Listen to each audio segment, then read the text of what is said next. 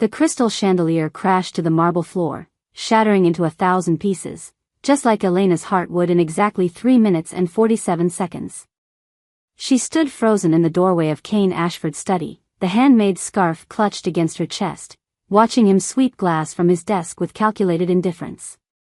Even furious, he was beautiful. Dark hair that caught the firelight, shoulders that filled his expensive suit perfectly, and those steel-gray eyes that had haunted her dreams since she was 12 years old. "Mr. Ashford?" Her voice came out smaller than intended. He looked up, and for a moment, just a heartbeat, something flickered across his face. Then the mask slipped back into place. "Elena." He said her name like it left a bad taste in his mouth. "Shouldn't you be cleaning something?"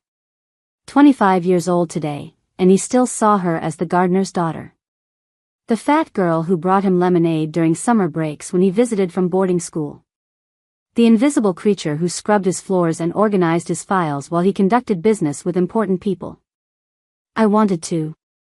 She took a breath, forcing herself to step forward. The scarf felt warm in her hands, every stitch a prayer she'd whispered while knitting it. "Today's my birthday." "Congratulations." He turned back to his papers. "If you're looking for a raise, speak to my assistant." "No, heat flooded her cheeks. "I made something for you." This time he actually looked at her, eyebrows raised in that way that made her feel like she was speaking a foreign language. "You made something. For me." She nodded, extending the scarf with trembling hands. It was midnight blue, the color of his favorite tie, with an intricate wolf pattern she'd worked on for months. Every evening after her shifts at the diner and the grocery store, every weekend when her mother was sleeping off another round of chemotherapy. Every spare moment poured into this piece of herself. "It's cashmere blend," she whispered. "I know you get cold when you work late, Anne." "Elena." The way he said it made her stomach drop. There was pity in his voice now, which was somehow worse than indifference. "What exactly do you think this is?"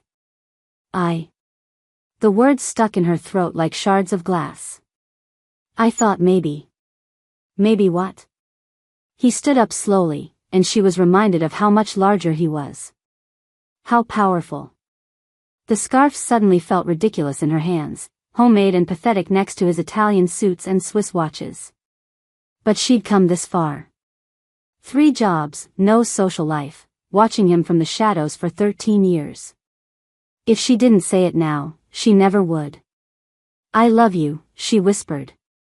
The silence stretched between them like a chasm. Then Cain Ashford began to laugh. It started as a chuckle, low and disbelieving. Then it grew, echoing off the mahogany walls and leather-bound books, wrapping around her throat like a noose. "You love me," he repeated between gasps. "You, Elena Martinez, love me. Cain, please. Oh, this is rich." He wiped his eyes, still chuckling. "The gardener's daughter thinks she's in love with me. What's next? Are you going to ask me to marry you too?" The study door opened, and Elena's world collapsed completely.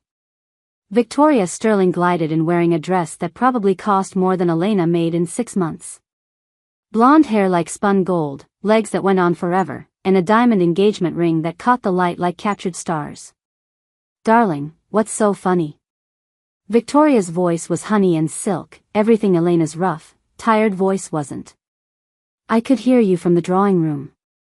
"Just enjoying a bit of entertainment," Cain said, still smiling that cruel smile. "Elena here has something to show you." "Oh." Victoria's gaze flicked to Elena, taking in her cheap dress, her worn shoes, her mother's old coat. How sweet. Elena wanted to run. Should have run. But Cain held out his hand expectantly. "Come on, Elena. Show Victoria your gift." Her hands shook as she held out the scarf. It looked so small now, so amateur next to Victoria's designer everything. But maybe if they could see the love she'd knitted into every stitch. Cain took it from her hands and held it up to the light. For a moment, Elena thought she saw something like regret flash across his face. Then he shrugged. A scarf, he announced. Hand knitted. For me. How? Victoria paused, clearly searching for a word that wasn't insulting. How thoughtful. Isn't it? Kane's smile was razor-sharp now. From a pathetic fat girl who thinks she's living in some kind of fairy tale where the prince falls for the servant. The words hit Elena like physical blows. She took a step back, then another. Kane, she whispered. Someone like you, he continued, his voice dropping to something almost gentle, which made it infinitely worse, could never be worthy of someone like me.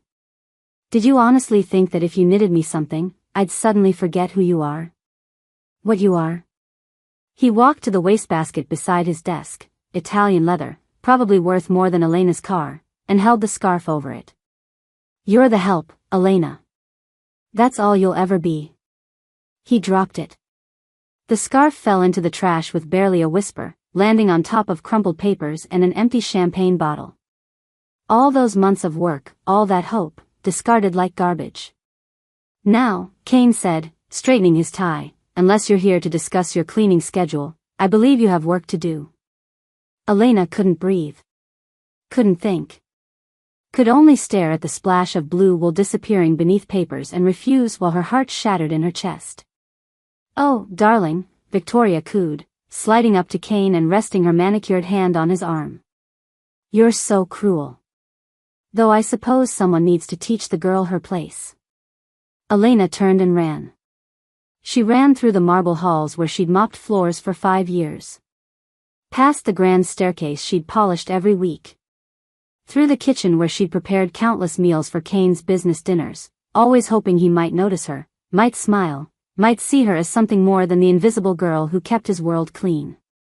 She ran until her lungs burned and her cheap shoes rubbed blisters on her feet.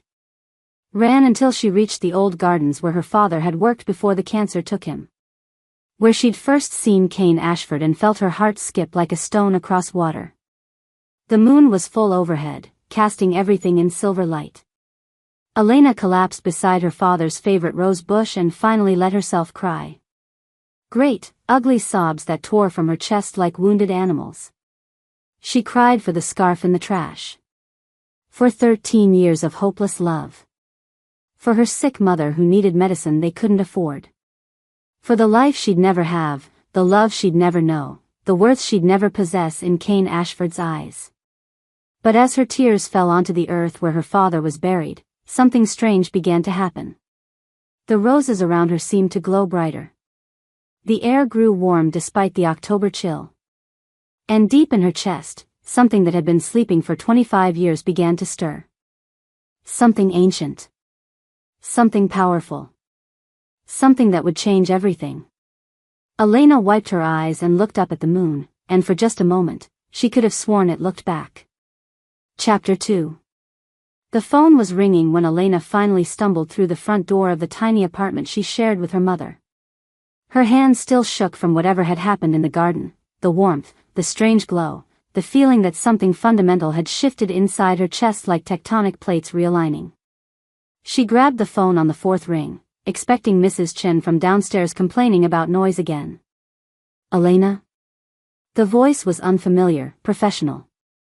This is Dr. Martinez from St. Mary's Hospital. I'm afraid I need you to come in immediately. It's about your mother. The world tilted sideways. What happened? Elena's voice came out as a whisper.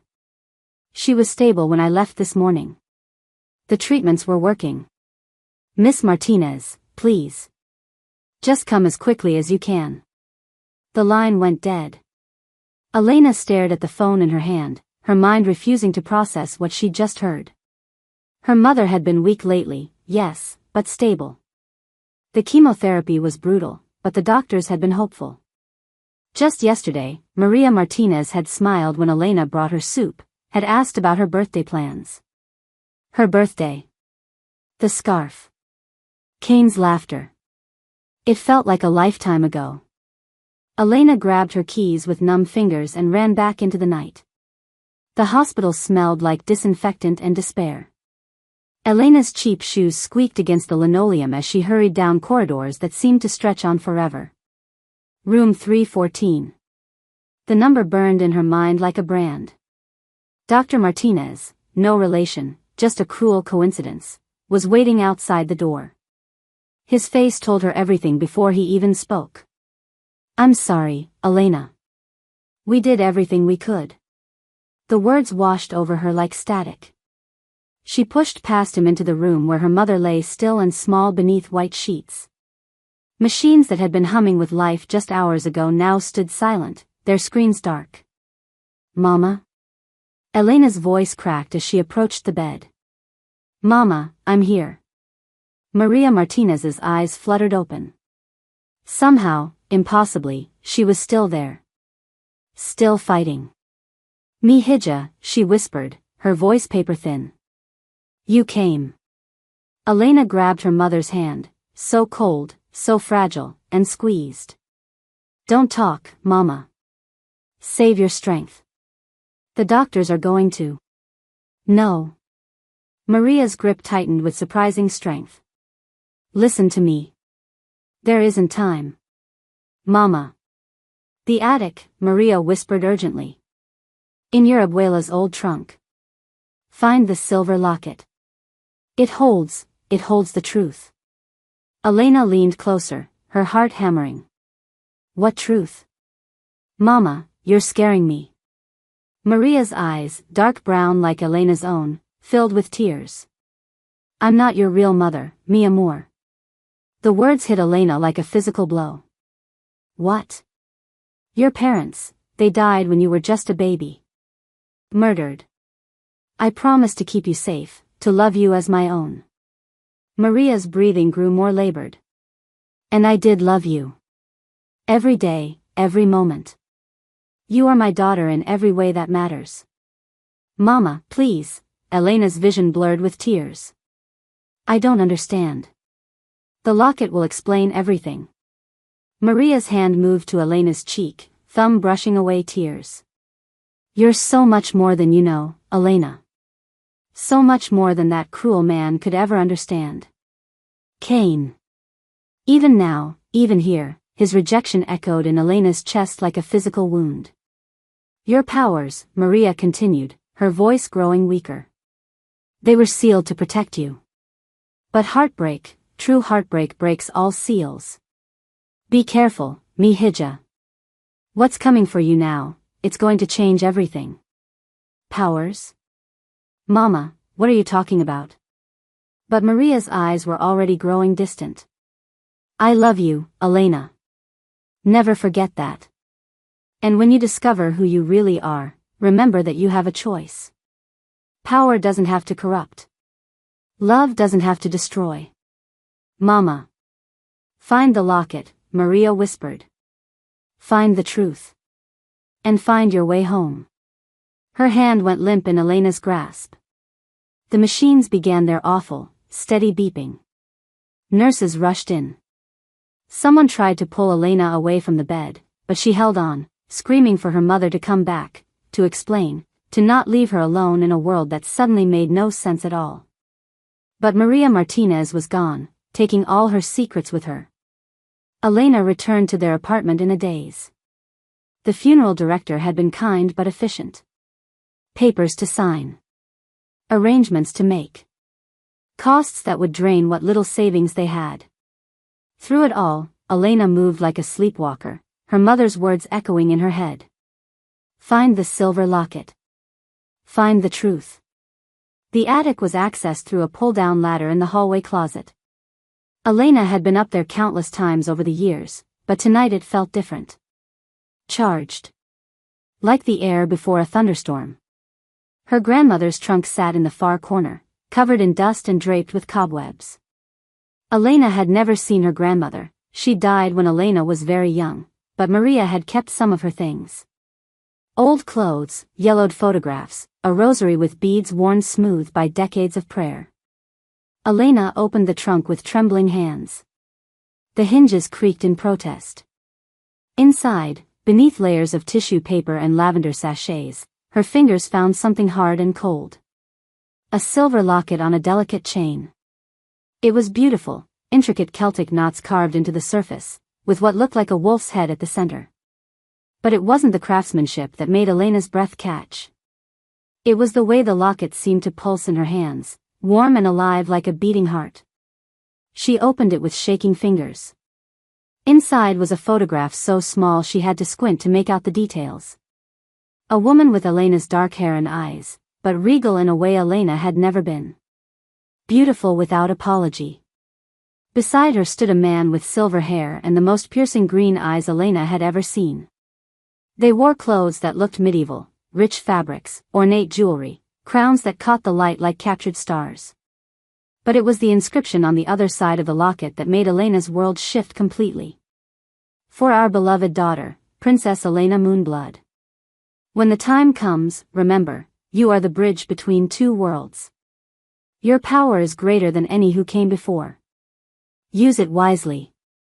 King Lucian and Queen Selene Moonblood. Elena dropped the locket like it had burned her. It landed on the dusty floor with a soft chime, but the sound seemed to echo through her bones.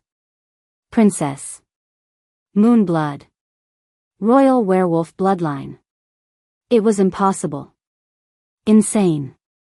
She was Elena Martinez, daughter of a gardener and a woman who cleaned houses for a living. She wasn't royal anything. She was just ordinary. Plain. Forgettable. But even as she tried to deny it, pieces began falling into place. Her unusual strength, even as a child. The way animals had always been drawn to her. The strange dreams of running through forests under silver moons. The way she'd always felt different, like she was wearing a costume that didn't quite fit. And tonight, the warmth in the garden, the glow around the roses, the feeling that something ancient was waking up inside her. Elena picked up the locket again, and this time she could swear she heard whispers coming from it. Her mother's voice, but not Maria, another woman, speaking words in a language she didn't recognize but somehow understood. Your powers were sealed until you experienced true heartbreak. Kane's laughter echoed in her memory. The scarf in the trash. The cruel words that had shattered her like glass. True heartbreak. Elena pressed the locket to her chest and felt heat spread through her body like wildfire. Her skin began to burn, then tingle, then stretch in ways that shouldn't be possible. She doubled over as pain shot through her bones, not breaking, but changing. Growing. In the dusty mirror propped against the trunk, she watched her reflection shift and blur. Her plain brown eyes flickered between human and something else, something golden and wild. Her fingernails grew longer, sharper. Her teeth felt different in her mouth. But this wasn't like the wolf transformations she'd read about in books. This was something else entirely. Something more. Power flooded through her veins like liquid lightning. She could sense every living thing for miles around, the neighbor's cat stalking a mouse 3 floors down, the night birds roosting in the building's eaves, the rats scurrying through the walls. But more than that, she could feel other things. Supernatural things. There was a vampire feeding in the alley 2 blocks away. A witch casting spells from her apartment across town. A pack of werewolves running through the park on the other side of the city. And somehow, impossibly, she could sense that they all felt her awakening too. Like a beacon had just been lit in the darkness, calling to every supernatural creature within a 100-mile radius. Leakin Queen, whispered a voice in her head, her mother's voice, but not Maria. You are the Leakin Queen, and all who walk in shadow must answer to you. Elena stumbled backward, knocking over a box of Christmas decorations. The crash seemed to break whatever spell had been holding her upright. The pain hit her all at once, every transformation, every change, every cell in her body reorganizing itself according to an ancient blueprint written in her DNA. She screamed, but the sound that came out wasn't human. It was something primal and powerful that made the windows rattle and the building's foundation tremble. Then everything went black. When Elena regained consciousness, she was no longer in the attic. She lay on soft grass under an open sky, the silver locket still clutched in her fist. But this wasn't the apartment building's courtyard.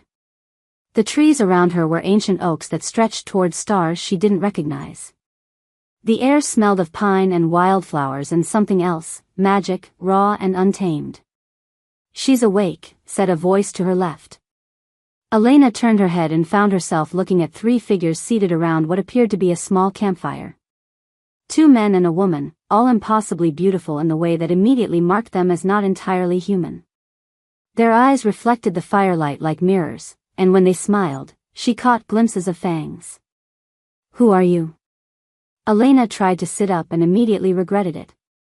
Every muscle in her body felt like she'd been hit by a truck. "Easy, Your Majesty," said the woman, rising gracefully to approach. She had silver hair that seemed to move with its own wind and violet eyes that held centuries of wisdom. "You've been through quite an ordeal." "Your Majesty." Elena's voice came out as a croak. "Princess Elena Moonblood," said one of the men, tall, dark-skinned, with the kind of presence that commanded attention. "Daughter of the true werewolf king. The Lycan queen we've been waiting for." Elena stared at them, the locket burning against her palm. "You knew my parents?" "We served them," the silver-haired woman said softly. "Before they were murdered by those who feared what you would become. We've been searching for you for 25 years. And now you've awakened," added the third figure, younger looking than the others, with golden hair and eyes like molten amber. "Just in time, it seems. The supernatural world is in chaos. The old treaties are breaking down. We need a leader." "We need you," the woman said, extending her hand to Elena. "The question is, are you ready to claim what's rightfully yours?" Elena looked at the locket, then at the 3 strangers who somehow felt like home, then up at the strange stars wheeling overhead. Everything she'd thought she knew about herself, about her life, about her place in the world, had been stripped away in the space of a single night. But as she felt the power thrumming through her veins, wild and dangerous and completely, terrifyingly hers, Elena realized that maybe she'd never really known herself at all. Maybe it was time to find out who Princess Elena Moonblood really was. Chapter 3. Elena woke to silk sheets and morning light filtering through stained glass windows that painted rainbow patterns across marble floors. For a moment, she thought she was dreaming. The last thing she remembered was the 3 supernatural beings in the forest, their violet and amber eyes reflecting firelight as they spoke of queens and destiny. "Good morning, Your Majesty." Elena sat up quickly, her heart racing. The silver-haired woman from the forest stood beside the bed, but now Elena could see her clearly in daylight. She was stunning in an otherworldly way, ageless features, skin like porcelain, and those impossible violet eyes that seemed to hold the secrets of eternity. "Where am I?" Elena's voice came out stronger than she expected, though her body still ached from the transformation. "Blackthorn Manor," the woman replied, moving with inhuman grace to pull back heavy velvet curtains. "Lord Marcus's estate." "You're safe here, Princess." "Elena," she corrected automatically. "I'm still Elena." The woman smiled, and Elena caught a glimpse of delicate fangs. "For now, perhaps. But names, like everything else, can be transformed when we choose to embrace our true selves. I'm Lydia Nightshade, Lord Marcus's advisor." "Vampire," Elena said. It wasn't a question. "Ancient vampire," Lydia corrected with obvious pride. "As is Lord Marcus. We've been waiting for you longer than your mortal mind could comprehend." Before Elena could respond, the bedroom doors opened with theatrical precision. The man who entered commanded attention simply by existing. Tall and imposing, with silver-streaked dark hair and eyes like polished obsidian, he moved with the predatory grace of someone who had spent centuries at the top of every food chain that mattered. "Lord Marcus Blackthorn," he introduced himself with a slight bow that somehow managed to be both respectful and condescending. "Welcome to your ancestral home, Princess Elena Moonblood." "This isn't my home," Elena said, though something deep in her chest resonated with the ancient stone walls and Gothic architecture. "And everyone keeps calling me princess, but I don't understand." "Your parents ruled the supernatural world for 300 years, Marcus interrupted, settling into a chair that looked more like a throne. "Werewolves, vampires, witches, fae, all answered to the Moonblood dynasty.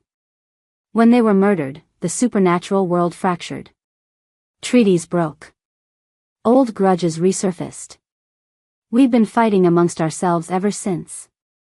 25 years of chaos, Lydia added, her violet eyes sad. 25 years of waiting for their heir to come of age and claim her birthright. Elena stared at them both. You're talking about me like I'm some kind of savior. But I'm nobody. I'm just the most powerful supernatural being ever born, Marcus said quietly. Your mother was the last pure-blood Leakin queen. Your father was the only werewolf king to ever successfully unite the packs. Together, they created something unprecedented, a child with the ability to command all supernatural creatures. The locket around Elena's neck grew warm against her skin. She touched it through the silk nightgown someone had dressed her in, remembering her mother's words. Her real mother, not Maria. You are the bridge between two worlds. Why now? Elena asked. Why are my powers awakening now? Marcus and Lydia exchanged a look that spoke of centuries of shared understanding. True heartbreak, Lydia said gently. It was the key your mother built into the spell that sealed your powers. She knew that only someone who had experienced genuine, devastating loss could wield the kind of power you possess without being corrupted by it. Elena's chest tightened. Kane's laughter echoed in her memory, followed immediately by her mother's final breath. Two kinds of heartbreak, twisting together like poison in her veins.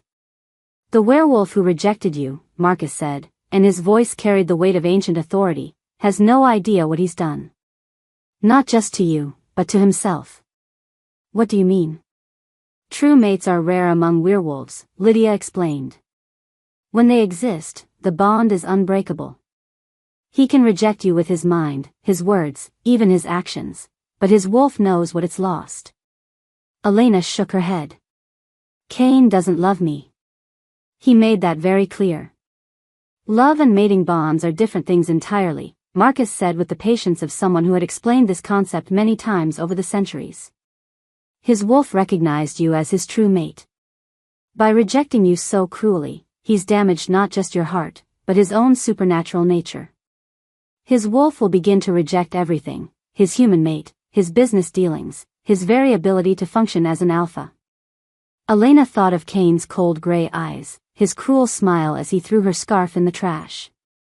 Good, she said, and was surprised by the venom in her own voice. Marcus smiled, and it was all predator. There's the royal bloodline talking. Your parents were known for their decisive approach to justice. What happens now?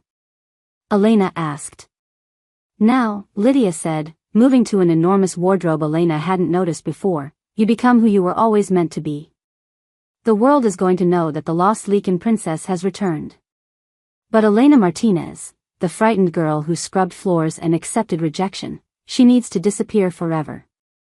I don't understand. Marcus leaned forward, his dark eyes intense. You're going to transform, princess. Not just physically, though that's part of it. Everything about you is going to change. Your appearance, your presence, your power, all of it awakening to match the royal bloodline that flows in your veins. The process has already begun, Lydia added, opening the wardrobe to reveal gowns that looked like they belonged in fairy tales. Haven't you noticed?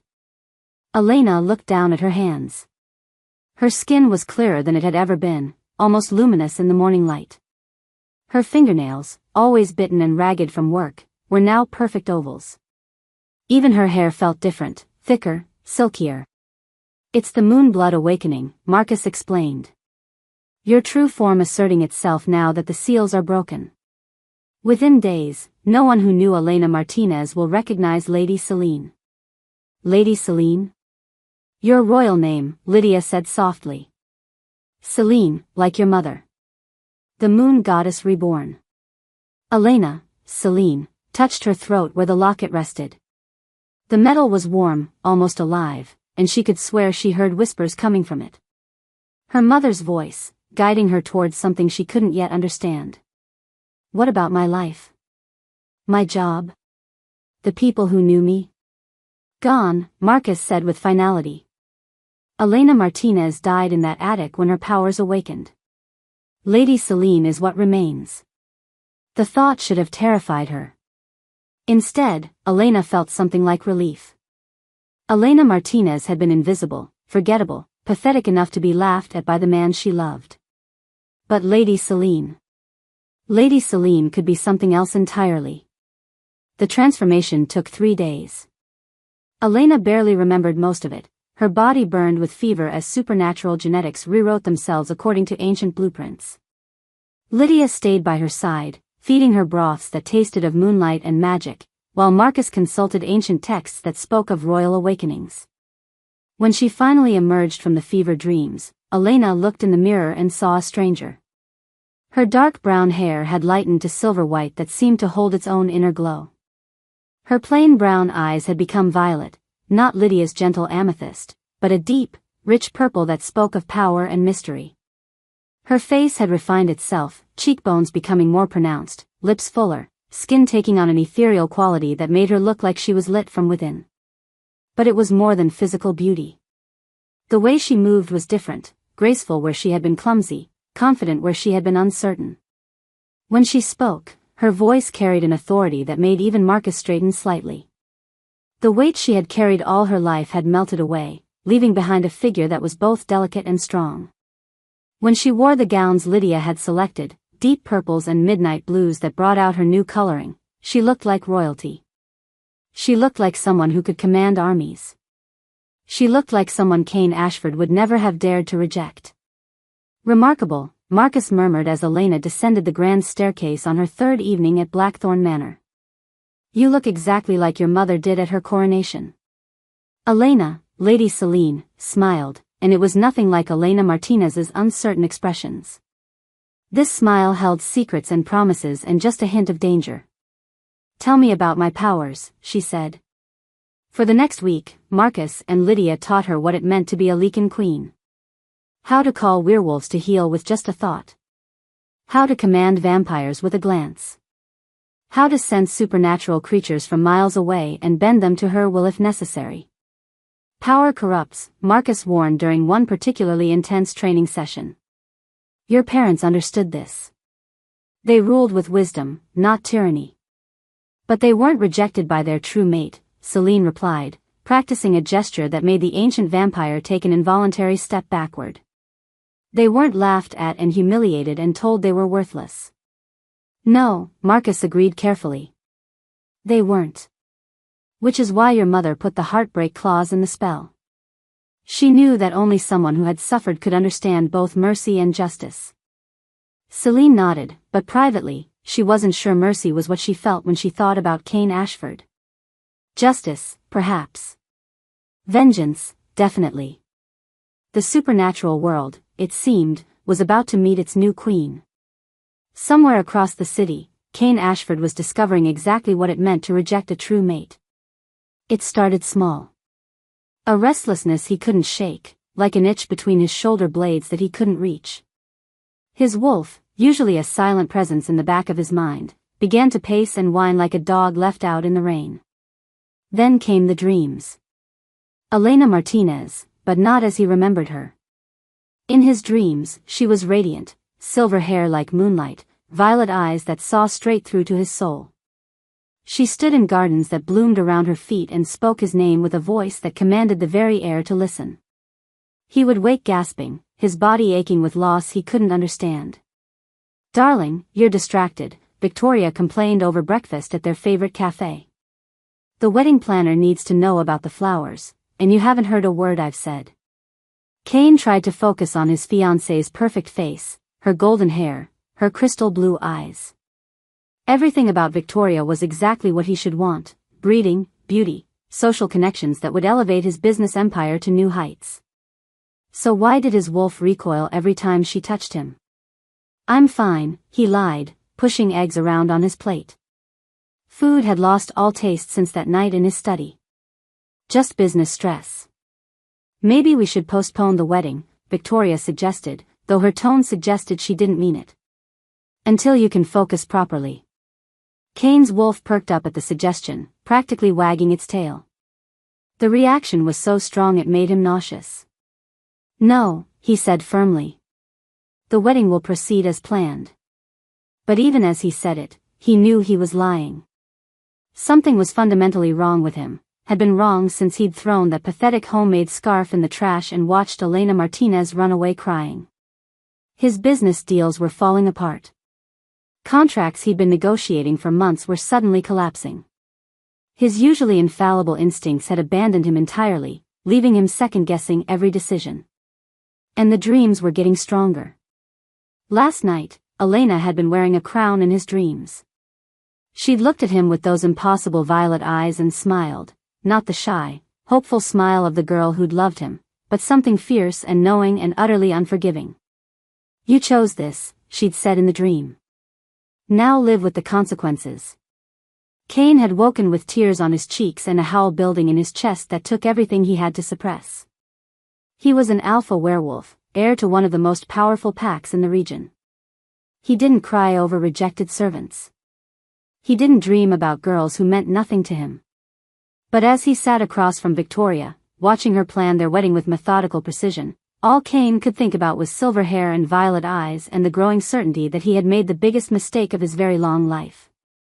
His wolf was dying without its mate.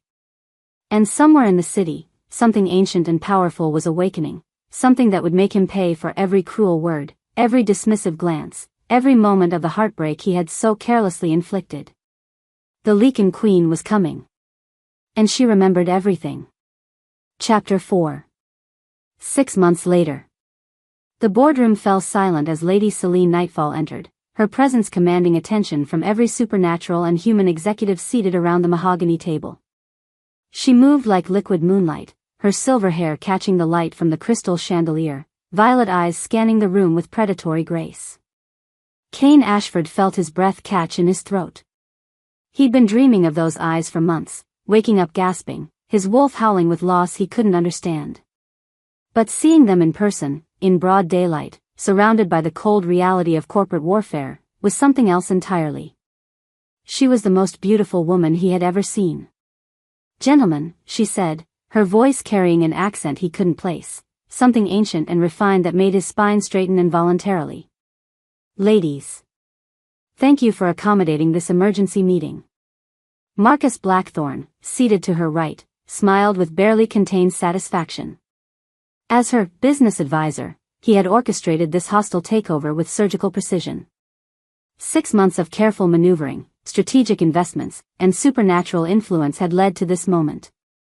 "Lady Selene," Cain managed, rising from his chair at the head of the table, the chair he would no longer occupy after today. "I don't believe we've been properly introduced." She turned those impossible violet eyes on him, and Cain felt his wolf slam against his ribs like a caged animal. Every instinct he possessed screamed mate, but that was impossible. His mate had been a plain, forgettable girl who meant nothing to him. This woman was a goddess. "Lady Selene Nightfall," she said, extending one perfectly manicured hand. "And you must be Cain Ashford, former CEO of Ashford Industries." The word "former" hit him like a physical blow, but he took her hand anyway. The moment their skin touched, electricity shot through him so intensely he nearly staggered. His wolf went wild, clawing at his consciousness, howling with recognition and desperate longing. Lady Selene's expression didn't change, but he caught the slightest tightening around her eyes. She felt it too, whatever this impossible connection was. "Please," he said, his voice rougher than intended. "Sit. Let's discuss terms." She smiled, and it was sharp enough to cut glass. "Oh, Mr. Ashford. There are no terms to discuss. The acquisition is complete. Ashford Industries now belongs to Nightfall Enterprises." Cain's lawyers shifted nervously. His CFO cleared his throat. "With respect, Lady Selene, Mr. Ashford still holds 41%. "Held," Marcus interjected smoothly, sliding a folder across the table. Past tense. Lady Selene now owns 63% of Ashford Industries, acquired through various shell companies over the past 6 months. The remaining 37% was purchased this morning from your former investors. Cain stared at the documents, his world tilting sideways. "This is impossible. I would have known." "Would you?" Lady Celine asked, settling into the chair that had been his with feline grace. You've been rather distracted lately. Business instincts failing. Deals falling through. Your wolf refusing to cooperate with your human ambitions. The last part hit too close to home. Kane's hands clenched into fists under the table. How could you possibly know? I make it my business to know everything about the companies I acquire, she said coolly. Including the supernatural dynamics that affect their leadership. Kane's mind reeled. She knew he was a werewolf. Which meant she was. What are you? He asked quietly. Her smile was all predator now. I'm someone who believes in teaching lessons to those who need them most. The takeover was swift and merciless. Within hours, Kane found himself escorted from his own building by security guards who had worked for him for years. His corporate credit cards were frozen. His company car was repossessed. Even his personal assets, properties, investments, accounts, began disappearing as lawyers discovered legal claims and outstanding debts that had materialized overnight. By evening, Kane Ashford, once the most powerful alpha in the region, was effectively bankrupt. He stood outside the Ashford Industries building, now bearing a sleek Nightfall Enterprises sign, watching employees he'd known for decades walk past without making eye contact. Some looked guilty. Others seemed almost relieved. How does it feel? Kane turned to find Lady Celine approaching, having traded her business attire for a flowing evening gown that made her look like something from a dream. Or a nightmare, depending on perspective. How does what feel? He asked, though his wolf was practically purring at her proximity. Being powerless, she said simply. Having everything you thought was yours stripped away by someone who sees you as beneath their notice. Kane studied her face in the streetlight. There was something familiar about the curve of her jaw, the way she held her head when she was making a point. But that was impossible, he would remember meeting someone like her. Why? He asked. What did I ever do to you? Lady Celine was quiet for so long Kane thought she wouldn't answer. When she finally spoke, her voice was softer than he'd heard it all day. 6 months ago, someone I cared about was humiliated by a man who thought his wealth and status made him superior to everyone around him. She loved him, truly, desperately loved him, and he laughed at her. Called her pathetic. Threw her gift in the trash like it meant nothing. Kane's blood ran cold. Elena. Elena Martinez, Lady Celine confirmed. The gardener's daughter. The girl you destroyed on her 25th birthday. You knew her? Kane's voice was barely a whisper. I knew her. Lady Celine's violet eyes glittered with unshed tears that made Kane's chest ache in ways he didn't understand. She died that night, you know. Not physically, but everything that made her Elena, everything soft and hopeful and kind, you killed it all with your cruelty. Kane felt sick. He'd been dreaming about Elena for months, dreams that left him aching with loss and longing. Dreams where she had silver hair and violet eyes and looked at him like he was worth saving. Dreams where she looked exactly like Lady Celine. Where is she now? He asked desperately. I need to. I have to apologize. I have to make this right. Lady Celine laughed, but there was no humor in it. Make it right? You destroyed an innocent girl's heart because you thought she was beneath you. You threw away something precious because it didn't fit your image of what you deserved. I was wrong, Kane said, and the admission felt like it was being torn from his chest. I was so wrong. I don't know why my wolf has been going crazy ever since that night. I can't eat, can't sleep, can't focus on anything. It's like I'm dying inside. Because you are, Lady Celine said matter-of-factly. You rejected your true mate, Kane. Your wolf is rejecting everything else in response. Your human life, your fiancé, your business success, none of it matters to the animal inside you. It knows what it lost. Kane stared at her. Elena she was my mate? Lady Celine corrected. True mates don't stop being mates just because one of them is too blind and cruel to see it. Then where is she? Kane grabbed Lady Celine's arms, desperate. Please, I'll do anything. I'll grovel, I'll beg, I'll spend the rest of my life making it up to her. Just tell me where she is. Lady Celine looked down at his hands on her arms, then back up at his face. For a moment, something flickered in her expression, something vulnerable and achingly familiar. She's closer than you think, she said softly. But the girl you rejected doesn't exist anymore. The Elena Martinez who loved you, who would have forgiven anything, she's gone. What remains, what was forged in the fire of that heartbreak, she's something else entirely. I don't care, Kane said fiercely. I don't care what she's become. I love her. I've loved her since that night, maybe before. I just couldn't see it through my own arrogance. Lady Celine's eyes filled with tears, and Kane was struck again by how familiar she looked when she was sad. Love, she whispered. Such an easy word to say when you've lost everything else. It's not about what I've lost, Kane insisted. It's about what I threw away. Please, Lady Celine. Please help me find her. She pulled away from his grip, and Kane immediately missed her warmth. I'll consider it, she said finally. But first, you need to understand what you put her through. Every humiliation, every moment of pain, every tear she shed because of your cruelty, you're going to experience all of it. I already am, Kane said desperately. Every night, I dream about her. Every day, I remember what I did. It's killing me. Good, Lady Celine said, but her voice cracked slightly. Maybe when you've suffered enough, when you truly understand what your pride cost both of you, maybe then Elena will decide if you're worth forgiving. She turned to walk away, but Kane called after her. Lady Celine. Will you tell her something for me? When you see her? She stopped but didn't turn around. What? Tell her I'm sorry. Tell her I know I don't deserve forgiveness, but I'll spend the rest of my life trying to earn it. Tell her.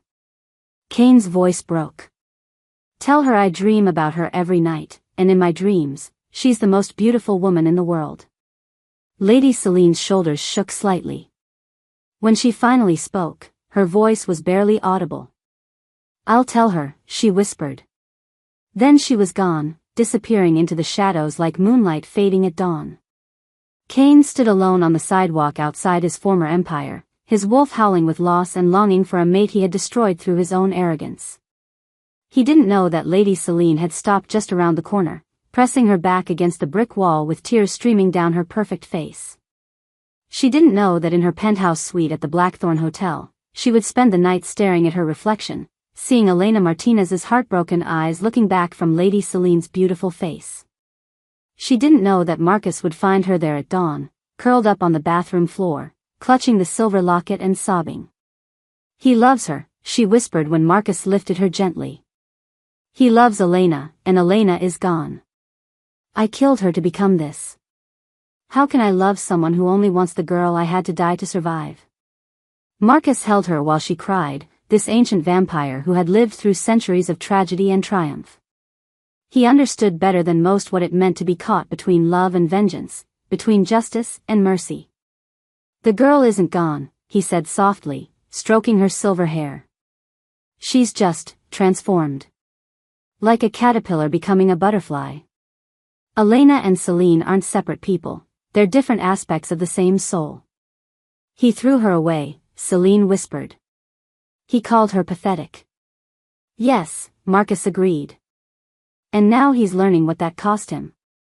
The question is, what are you going to do about it? Celine closed her violet eyes and felt Elena's heart beating in her chest, wounded but not dead, loving but not trusting, powerful but not yet sure if that power should be used for creation or destruction.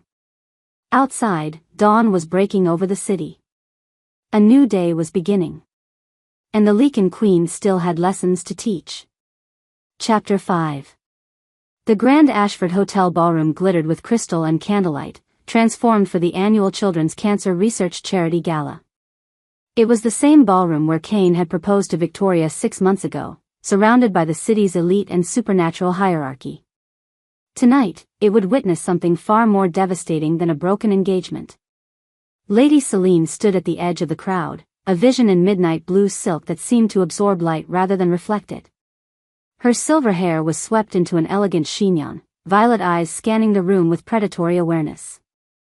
Every supernatural being in attendance could feel her power humming beneath her composed exterior. Vampires bowed their heads slightly when she passed, werewolves backed away with instinctive submission.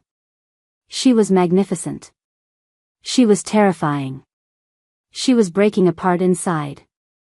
"You don't have to do this," Marcus murmured beside her, resplendent in his formal tuxedo. "We could leave. Let him suffer in ignorance." "No," Celine said softly, her gaze fixed on Kane across the room. He stood alone near the auction tables, no longer the confident alpha who had commanded this space 6 months ago. His formal wear hung slightly loose on his frame. He'd lost weight, his wolf's rejection of everything affecting even his physical form. "He needs to know the truth. We both do." Kane looked up at that moment, as if sensing her attention. Their eyes met across the crowded ballroom, and Celine felt her carefully constructed walls crack.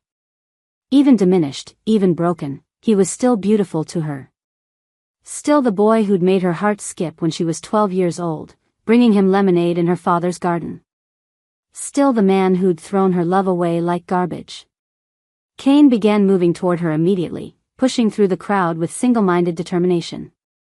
Other guests stepped aside, some out of politeness, others because his desperation was so palpable it made them uncomfortable. "Lady Celine," he breathed when he reached her, and the reverence in his voice made her chest ache. "You came. I told you I would consider your request," she replied, proud that her voice remained steady. "I've decided to honor it." Hope flared in his gray eyes, those beautiful, cruel eyes that had looked at Elena Martinez with such disdain. "You found her?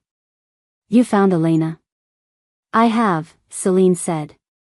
"But first, you need to understand something about love, Kane Ashford.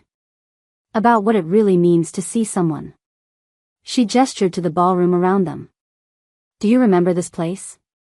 Kane's brow furrowed. "Of course. It's where Victoria and I..." He trailed off, understanding dawning. "Where I proposed. Where you chose status over substance," Celine corrected. "Where you picked a beautiful trophy over the woman your soul was calling for." "I know that now," Kane said desperately. "I've known it for months. Every day without her has been agony. My wolf won't eat, won't sleep, won't respond to anything. I'm dying without my mate." "Are you?" Celine asked, stepping closer.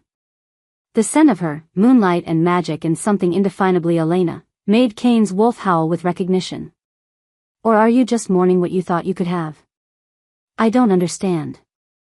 Celine's composure cracked slightly. "Look at me, Kane. Really look at me. What do you see?" Kane's eyes swept over her hungrily, the elegant lines of her face, the ethereal beauty that made every other woman in the room fade into insignificance. "I see perfection," he whispered.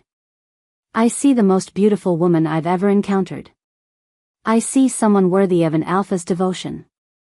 Each word was a knife in Celine's heart. "Worthy," she repeated softly. "Because I'm beautiful now. Because I fit your image of what a mate should look like." "What are you talking about?" The music swelled around them, a waltz that seemed to mock the tragedy unfolding between them. Other couples moved onto the dance floor, but Celine and Kane remained frozen in their bubble of tension and unspoken truths. "Dance with me," Celine said suddenly. Kane's face lit up. "I'd be honored." He led her onto the dance floor with the grace of a man born to privilege, one hand settling at her waist, the other capturing her fingers. They moved together perfectly, as if they'd been dancing together for years instead of minutes. "Tell me about her," Celine said as they swayed to the music. "Tell me about Elena Martinez." Kane's steps faltered slightly. She worked for my family. Her father was our gardener before he died." "What did she look like?" Pain flickered across Kane's features. "She was plain. Overweight. Unremarkable in every way that should have mattered. Should have mattered? Celine's voice was dangerously quiet. But she had the kindest eyes, Kane continued, lost in memory. Brown, like warm chocolate. And when she smiled, really smiled, not the nervous, scared expressions she usually wore around me, it lit up her entire face. Celine's breath caught. He'd noticed. Even then, he'd noticed. She used to bring me lemonade when I was home from school, Kane went on, spinning Celine gracefully. Never asked for anything in return. Never pushed herself forward like other girls did. She was just there. Constant. Loyal. Like a servant, Celine said bitterly. Like. Kane struggled for words. Like home. She felt like home, and I was too much of an arrogant fool to recognize it. The admission hung between them, raw and honest. Celine felt tears prick her eyes, Elena's tears, breaking through Lady Celine's composure. She loved you, Celine whispered. I know, Kane said, his voice breaking. God help me, I know. And I destroyed her for it. I took something pure and beautiful and I shattered it because I was afraid of what people would think. Because I was more concerned with appearances than with the miracle of being truly loved. And now? Celine asked. What would you do if you saw her again? Kane stopped dancing altogether, his hands tightening on her waist and fingers. I would get on my knees and beg her forgiveness. I would spend the rest of my life proving that I'm worthy of her love. I would choose her over everything, status, money, pack politics, everything. Even if she wasn't beautiful? Celine pressed. Even if she was still the overweight, plain girl you rejected? Especially then, Kane said fiercely. Because that girl loved me when I had nothing to offer her but cruelty. She saw something in me worth loving when I couldn't even see it myself. Celine's control shattered. The disguise magic that had transformed her into Lady Celine wavered like heat shimmer. For a moment, just a heartbeat, her silver hair darkened to familiar brown, her violet eyes melted back to warm chocolate, her ethereal features softened into the rounder, plainer face Kane remembered. Elena Martinez looked back at him through Lady Celine's eyes. Kane went rigid, his face cycling through shock, disbelief, and something that looked horrifyingly like disgust. No, he breathed, taking a step back. No, that's impossible. The magic snapped back into place, but it was too late. Celine saw everything she needed to see in that moment of horrified recognition. The way his eyes had widened with revulsion. The way he'd recoiled from her touch. The way his perfect fantasy had crumbled the instant he glimpsed the truth underneath. You see, she said, her voice carrying across the suddenly quiet ballroom with supernatural power. You see the truth now, don't you, Kane? Every conversation in the room stopped. Every supernatural being present felt the Leakin Queen's rage building like a storm on the horizon. Elena? Kane whispered, his face white with shock. The fat, ugly girl you threw away, Celine snarled, her composure disintegrating completely. The pathetic servant who wasn't worthy of your precious attention. Did you honestly think I would stay that broken creature forever? You're alive, Kane breathed, reaching for her. You're here, you're beautiful. Celine laughed, and the sound made the crystal chandeliers tremble. Is that what you were going to say? That I'm beautiful now, so suddenly I'm acceptable? Suddenly worthy of the great Kane Ashford's love? No, that's not. Even when I'm like this, Celine continued, her power beginning to leak out in visible waves of silver light, even when I'm everything you claim to want, beautiful, powerful, worthy, you still can't love the real me. You still recoil when you see Elena underneath. The windows began to rattle. Glasses on nearby tables started to crack. Elena, please, Kane said desperately, but he was still standing frozen, still processing the impossible truth. Let me explain. Explain what? Celine's voice rose to something that wasn't quite human anymore. That you fell in love with a lie? That you could worship Lady Celine but never love Elena Martinez? Her power exploded outward like a shockwave.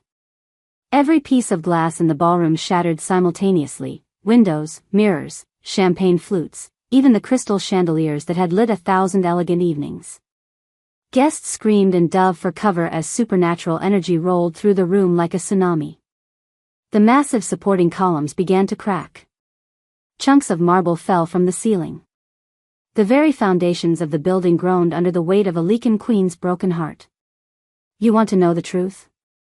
Celine screamed over the chaos, her form beginning to shift between Elena and Celine, between human and something far more powerful. I never stopped loving you. Even after everything you did to me, even when I should have hated you, I couldn't stop loving the boy who made my heart sing when I was 12 years old. Cain tried to move toward her, but the force of her power held him back like a physical wall.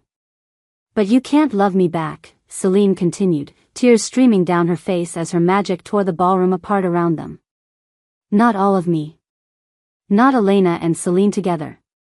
You want the fantasy, not the reality. You want the goddess, not the girl who bled her heart out knitting you a scarf. That's not true. Cain shouted over the destruction. I love you. All of you. Liar. The word came out as a roar that shook the entire building. I saw your face when the glamour slipped. I saw the disgust, the horror, the rejection. You can't even stand to look at who I really am. She was fully transforming now, power radiating from her invisible waves of silver and violet light. Her eyes blazed with otherworldly fire, her hair whipped around her face like she stood in the center of a hurricane. I am Elena Martinez, daughter of a gardener, and I am Lady Celine Nightfall, Lycan queen of the supernatural world, she declared, her voice carrying the authority of centuries. I am both, and I am neither, and I am everything you threw away when you chose pride over love. The building shuddered, on the verge of complete collapse. And you? Celine looked at Cain with eyes that held all the love and fury of a woman scorned twice by the same man. You get to live with the knowledge that you had everything you ever wanted, and you destroyed it. Twice. She began to fade, her form becoming translucent as she prepared to teleport away. Elena, wait. Cain lunged forward, finally breaking free of her power through sheer desperation. Please, I can explain. What you saw, it wasn't disgust, it was shock. I was trying to understand. But she was already gone, vanishing like moonlight at dawn, leaving only the scent of magic and roses and the echo of a heart breaking for the second time. Cain fell to his knees among the shattered glass and broken marble, surrounded by the wreckage of the ballroom and his own shattered hopes. Around him, guests fled in terror while supernatural beings bowed their heads in acknowledgement of their queen's pain. He had found his mate. He had lost her again. And this time, he understood with devastating clarity that there might be no third chance. No opportunity to prove that the horror on his face had been confusion, not rejection. No way to explain that seeing Elena's face looking back at him through Lady Celine's eyes had been like watching the sun rise and realizing he'd been living in darkness his entire life. The Lycan queen was gone. And Cain Ashford was left alone with the ruins of everything he'd ever wanted and been too proud to claim. Chapter 6, The Ultimate Sacrifice. 3 days after the gala. Elena lay dying in the ornate master bedroom of Blackthorn Manor, her silver hair spread across silk pillows like spilled moonlight. But the ethereal beauty that had made her Lady Celine was fading, her skin taking on a translucent quality that spoke of approaching death. The ancient curse of the Lycan queens was claiming her. How long? Marcus asked quietly, standing vigil beside her bed. His usually composed features were etched with grief as he watched the most powerful supernatural being alive waste away from a broken heart. Lydia checked Elena's pulse with gentle fingers. Hours, perhaps a day at most. The mate bond poisoning is spreading too quickly. There has to be something, Marcus insisted, his voice carrying the desperation of someone who had lived through centuries but never felt so helpless. Some spell, some ritual. You know there isn't, Lydia said softly. The curse is older than both of us combined. When a Lycan queen's destined mate rejects her twice, the mate bond turns toxic. It's killing her from the inside out. Elena stirred, her violet eyes fluttering open. Even in her weakened state, power still hummed beneath her skin, but it was wild now, uncontrolled, eating away at her life force like acid. Marcus? Her voice was barely a whisper. I'm here, Your Majesty. He took her hand carefully, trying not to flinch at how cold her skin had become. Is he? Elena's breath came in short gasps. Is Kane still trying to see me? Marcus exchanged a look with Lydia. For 3 days, Kane had been camped outside their estate, begging the security team to let him speak to Elena. When that failed, he tried everything from bribing servants to scaling the estate walls himself. Each attempt had been more desperate than the last. Yes, Marcus said gently. He hasn't left the gates. He's not eating, not sleeping. Just waiting. Elena closed her eyes, a single tear sliding down her pale cheek. He pities me now.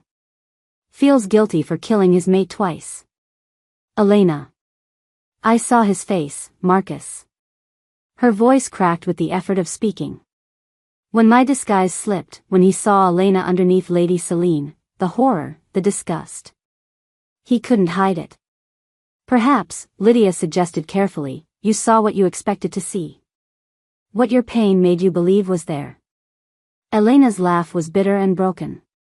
I've loved him for 13 years. I know every expression he's ever worn. I know the difference between shock and revulsion. Outside, they could hear Kane's voice carrying across the estate grounds, hoarse from 3 days of shouting, raw with grief and desperation. Elena. Please. Let me explain. Let me tell you the truth. Elena flinched at the sound. Make him stop, she whispered. I can't. I can't bear to hear him say my name like that. Like he cares. Marcus squeezed her hand. What if he does care? What if you're wrong about what you saw? It doesn't matter anymore, Elena said, her eyes drifting closed again. The damage is done.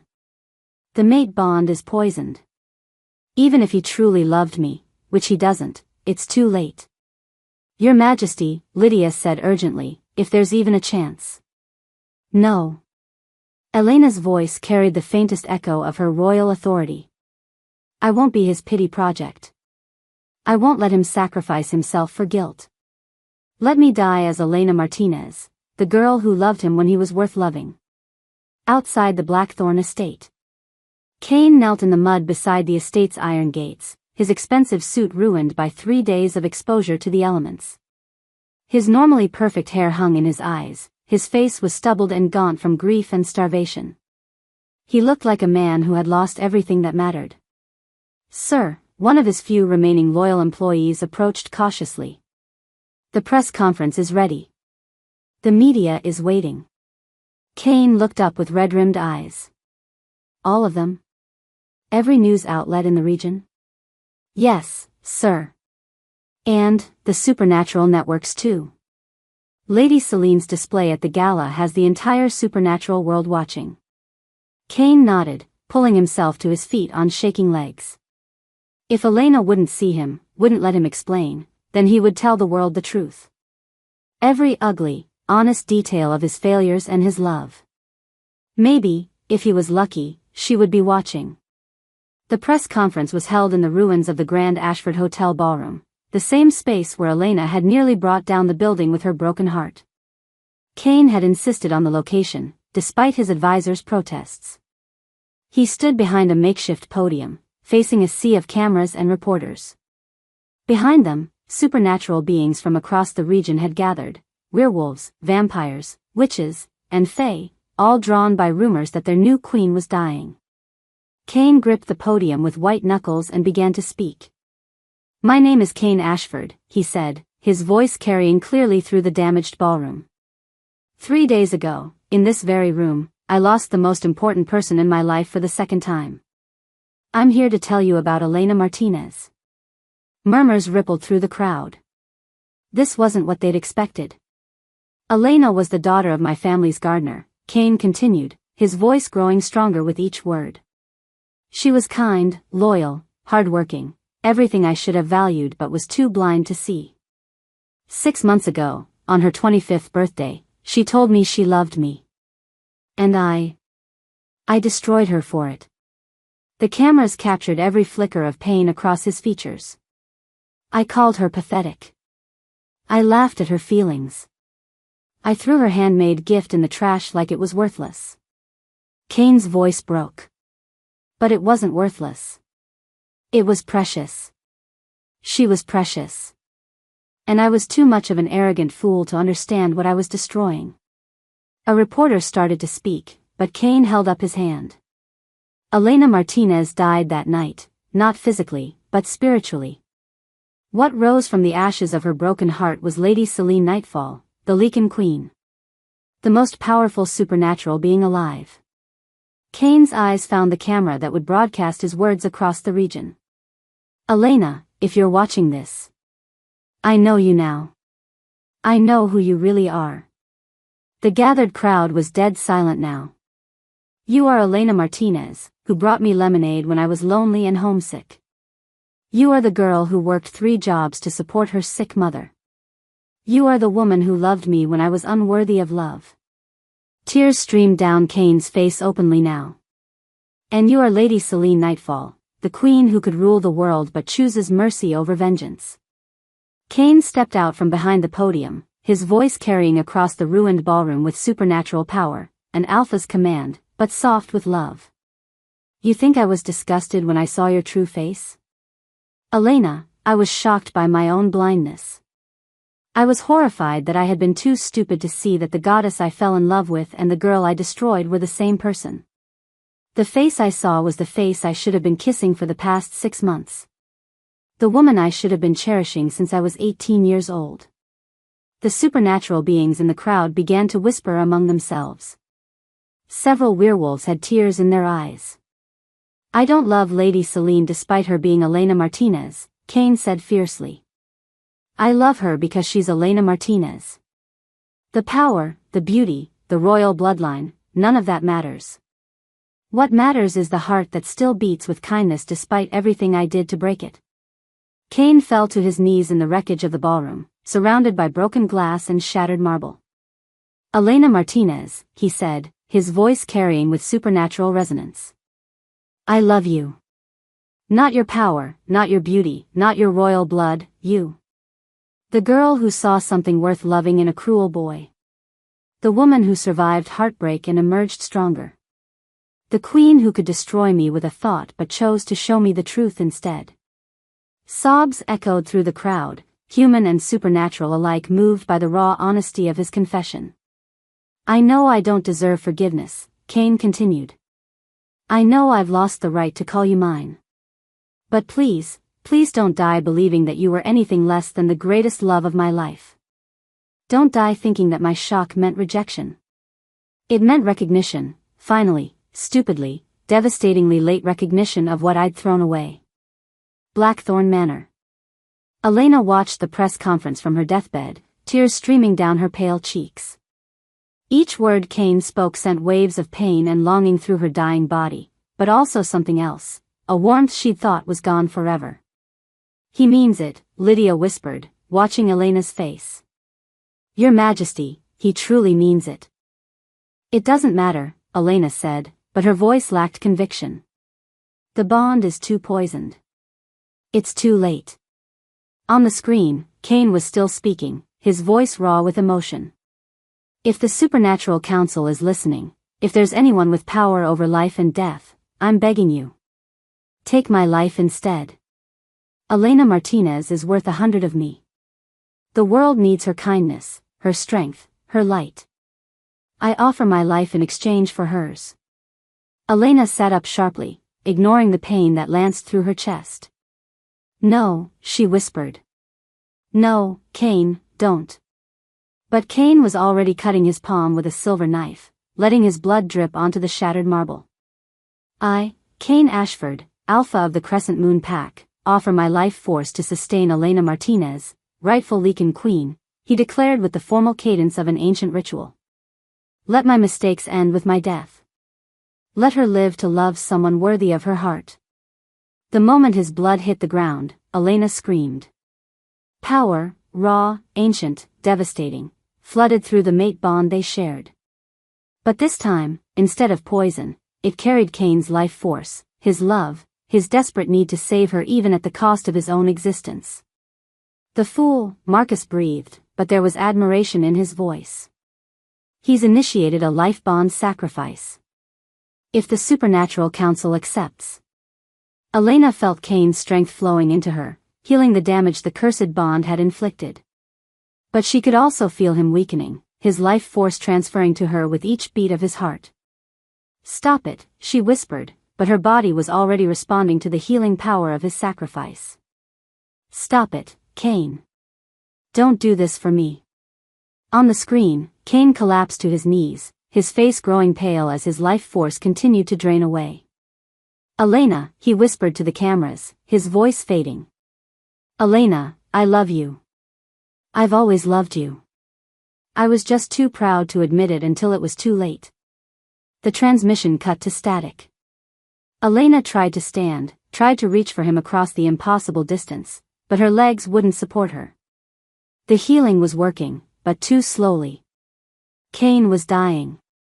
And for the first time since her transformation into Lady Selene, Elena Martinez knew exactly what she had to do. Chapter 7. The alarms at Blackthorn Manor shrieked through the night as Kane Ashford crashed through the estate's supernatural barriers like they were made of tissue paper. His life force was draining with every second, but desperation gave him strength beyond any alpha power he'd ever possessed. "Sir, you cannot enter."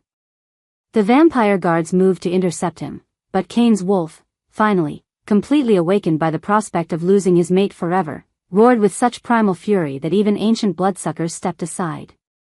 "Where is she?" Kane demanded, blood streaming from wounds he'd sustained breaking through Marcus's protective spells. "Where is Elena?" Marcus appeared at the top of the grand staircase, his usually immaculate appearance disheveled. "Kane, you fool. What have you done?" "The life bond's sacrifice is killing him," Lydia said, appearing beside Marcus with tears in her violet eyes. "And healing her. The supernatural council accepted his offering." Kane swayed on his feet, his face gray with the effort of standing. "I don't care if it kills me. I need to see her. I need her to know." He reached into his jacket with trembling hands and pulled out a familiar splash of midnight blue wool. The scarf. Elena's scarf. The one he'd thrown in the trash 6 months ago. "You kept it," Marcus breathed, recognition dawning in his ancient eyes. "I pulled it out of the trash the moment she left," Kane whispered, clutching the handmade gift against his chest. "I've carried it every day since. It still smells like her, like roses and hope and everything I was too blind to treasure." Marcus stepped aside. "Third floor. Last door on the right." Kane climbed the stairs on unsteady legs, each step an monumental effort as his life force continued to flow into his dying mate. But he pressed on, driven by a love that had finally, desperately, found its voice. Elena lay propped against silk pillows, her silver hair fanned around her like spilled starlight. The healing power of Kane's sacrifice had restored some of her ethereal beauty, but she was still translucent, still fading. Still dying, despite the life force flowing into her. "Elena," Kane whispered from the doorway. She turned her head, and her violet eyes widened at the sight of him. He looked terrible, pale as death, swaying on his feet, blood seeping through his clothes from the wounds he'd sustained breaking into the estate. "Kane." Her voice was stronger than it had been in days, but filled with anguish. "What have you done?" "The sacrifice was the only way to save you," Kane said, moving into the room with careful steps. "The only way to prove that my love is real." "Your love?" Elena's laugh was bitter, though tears streamed down her cheeks. "You're dying out of guilt, not love. You feel responsible for breaking your mate, so you're fixing the problem the only way you know how." Kane sank into the chair beside her bed, his strength nearly gone. "Is that what you think? That this is about responsibility? Isn't it?" Elena turned away from him, unable to bear the sight of his face growing paler by the moment. "You never loved Elena Martinez. You fell in love with Lady Selene, the beautiful, powerful fantasy. When you saw the truth underneath, you were horrified. Elena, look at me. Kane's voice carried the faintest echo of alpha command, but it was soft with love, not authority. Please. Look at me. Reluctantly, Elena turned back to face him. Kane held up the midnight blue scarf, and Elena's breath caught in her throat. I was blind, Kane said, his voice breaking with emotion. But not in the way you think. I was blind to my own heart, not to yours. Elena stared at the scarf, every stitch a prayer she'd whispered while making it, every pattern a dream she'd woven into the wool. You threw it away. I pulled it out of the trash 5 minutes after you left, Kane confessed. I've carried it with me every single day since. In board meetings, on business trips, even when I was with Victoria. It's been in my jacket pocket through everything. Elena's eyes filled with fresh tears. Why? Kane's hands shook as he ran his fingers over the intricate wolf pattern she'd knitted with such care. Because even then, even when I was too proud and scared to admit it, some part of me knew what you were offering. Some part of me understood that this wasn't just a scarf, it was your heart. Then why? Elena whispered. Why did you hurt me so cruelly? Kane closed his eyes, his face etched with pain that had nothing to do with his draining life force. Because I was 18 years old and terrified of what loving you would mean. Because you represented everything I thought I couldn't afford to want, simplicity, honesty, real love instead of strategic alliance. He opened his eyes and looked directly into hers, holding nothing back. Because I knew that if I let myself love you, really love you, I would never be able to love anyone else. And I wasn't ready for that kind of commitment, that kind of vulnerability. So I hurt you first, before you could hurt me. Elena felt her heart crack open all over again, but this time with understanding instead of pain. I've been in love with you since I was 15 years old, Elena Martinez, Kane continued, his voice growing weaker with each word. Not Lady Celine. You. The girl who brought me lemonade and asked for nothing in return. The woman who worked 3 jobs and still found time to knit me something beautiful. The person who saw good in me when I couldn't see it in myself. He pressed the scarf to his lips, breathing in the faint scent of roses that still clung to the wool. When your disguise slipped at the gala, when I saw Elena's face looking back at me through Lady Celine's eyes, I wasn't horrified by who you were. I was horrified by my own stupidity. I was devastated that I had been worshipping the woman I destroyed, loving the goddess I had been too blind to recognize as the girl I should have treasured all along. Elena sobbed, reaching for him with trembling hands. Kane. The shock on my face wasn't rejection, Kane whispered, leaning into her touch. It was recognition. It was the moment I realized that my dreams were real, that the woman I'd fallen in love with and the girl I'd lost were the same person. It was the moment I understood that I had been given a miracle, a second chance with my true mate, and I had destroyed it through my own blindness. Elena pulled him closer, and Kane collapsed against her, his head resting on her chest as his life force continued to drain away. I love you, Elena Martinez, he breathed against her heart. I love your kindness, your strength, your capacity for forgiveness even when it's undeserved. I love the way you see beauty in broken things and find hope in impossible situations. I love that you're brave enough to love someone who hurt you. I love everything you are, everything you've been, everything you're becoming. Elena felt something fundamental shift inside her chest.